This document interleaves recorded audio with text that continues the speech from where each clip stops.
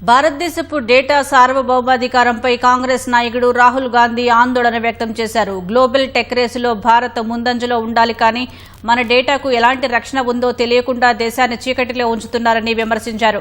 భారతదేశపు డేటా దేశ ప్రజలకే చెందుతోందని రాహుల్ స్పష్టం చేశారు.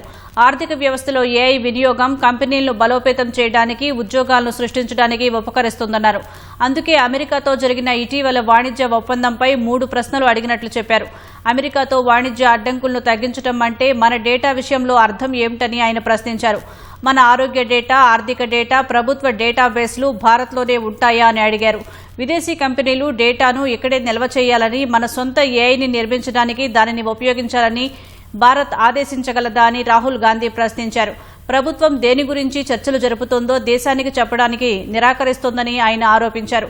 మెరుగైన భవిష్యత్తును నిర్మించుకోవడానికి మన డేటాను మనమే సొంతంగా నిర్వహించడం, ఉపయోగించుకోవటం మన హక్కని అన్నారు.